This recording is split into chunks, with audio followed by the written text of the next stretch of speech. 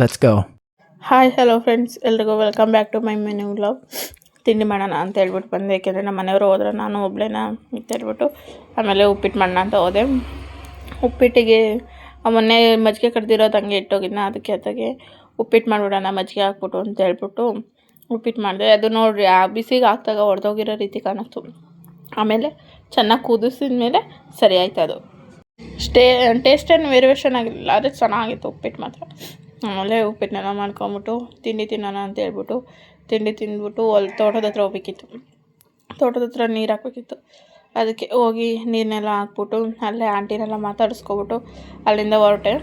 ಆಮೇಲೆ ಫ್ಲವರ್ಸ್ ಇದ್ದಾವೆ ಅಂತ ಹೇಳ್ಬಿಟ್ಟು ಆಂಟಿ ನನಗೆ ಕೊಡ್ತು ಸ್ವಲ್ಪ.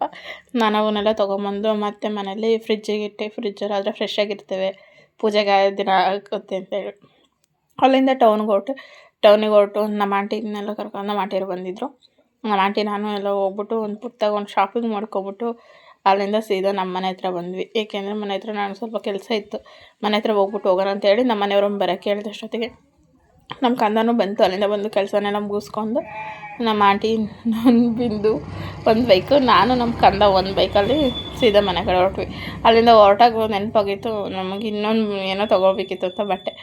ಆಮೇಲೆ ಹೋಗಿ ಆ ಬಟ್ಟೆನೆಲ್ಲ ತೊಗೊಂಬಿಟ್ಟು ಅಲ್ಲಿಂದ ಬಂದು ನಾವು ಹೋಗಿ ಬಟ್ಟೆ ಶಾಪ್ ಮಾಡ್ಕೊಬರೋ ಅಷ್ಟೊತ್ತಿಗೆ ನಮ್ಮ ಮನೆಯವ್ರು ಹೋಗ್ಬಿಟ್ಟು ಬೋಂಡ ತಗೊಂಬಂದಿದ್ರು. ಚಳಿ ಬೇರೆ ವೆದರ್ ಸ್ವಲ್ಪ ಇದ್ದಿತ್ತಂತೆ. ಆವಾಗ ಅದನ್ನೆಲ್ಲ ತಿನ್ಕೊಬಿಟ್ಟು ಅಲ್ಲಿಂದ ಹೋಗ್ತಾಯಿದ್ವಿ. ಅವ್ರನ್ನ ಮುಂದೆ ಕಳಿಸ್ಬಿಟ್ಟು ಆಮೇಲೆ ಆಡಿ ಮರಿಗೆ ಸೊಪ್ಪು ತಗೊಳ್ಳೋಣ ಅಂತೇಳಿ ಬೇಲಿ ಮೇಲೆ ಚೆನ್ನಾಗಿತ್ತು ಅಂತ ರೋಡ್ ಸೈಡು ಅಲ್ಲೇ ನಿಲ್ಲಿಸ್ಬಿಟ್ಟು ಅಲ್ಲೇ ಸೊಪ್ಪನ್ನೆಲ್ಲ ಕುಯ್ಕೊಬಿಟ್ಟು ಬಂದ್ವಿ.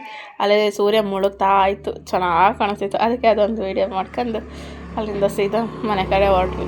ನೋಡ್ರಿ ಇಲ್ಲಿ ನನ್ನ ಮಗಳೆಲ್ಲ ಹೆಂಗೆ ಆಟಾಡ್ತಿದ್ರು, ಅದೆಲ್ಲ ಹೋಗಿ ಮುಗಿಸ್ಕೊಂಡು ಊಟನೆಲ್ಲ ಮಾಡ್ಕೊಂಡು ಮತ್ತೆ ರಿಟರ್ನ್ ಮನೆಗೆ ಬಂದ್ವಿ. ಯಾಕಂದರೆ ನಮ್ಮ ಬಿಂದು ಹೋಗ್ಬೇಕಿತ್ತು ಊರಿಗೆ ಅಂತೇಳಿ ಬೇಗನೆ ರಿಟರ್ನ್ ಬಂದ್ವಿ. ಅವಳಿಗೆ ಬೆಳಗ್ಗೆ ಟ್ರೈನ್ ಇತ್ತು, ಬೆಳಗಿನ ಜಾವ ಅಂಥೇಳಿ ನನ್ನ ಮಗಳಿಗೆ ಊರಿಗೆ ಅಂತ ಹೇಳಿ ಕರ್ಕೊಂಡು ಹೊರಟ್ವಿ. ಇಲ್ಲಾಂದರೆ ನಾನು ಬರೋಲ್ಲ ಅಂತ ಕೂತ್ಕೊಬಿಡ್ತಾಳೆ ಅಂತೇಳಿ ಮೈನಳ್ಳಿಗೆ ಹೋಗೋಣ ಅಂತೇಳಿ, ಯಾಕೆಂದರೆ ಇದು ಹೊಸ ಮನೆ ಅಲ್ವಾ, ಹಳೆ ಮನೆ ಹತ್ರ ಹೋಗೋಣ ಅಂತೇಳಿ ಕರ್ಕೊಂಡು ಬಂದ್ವಿ. ಆಮೇಲೆ ಎಲ್ರಿಗೂ ಒಂದ್ಸಲ ಬಾಯ್ ಹೇಳಿ ಅಲ್ಲಿಂದ ಹೊರಟಿದ್ದಾಗಿತ್ತು.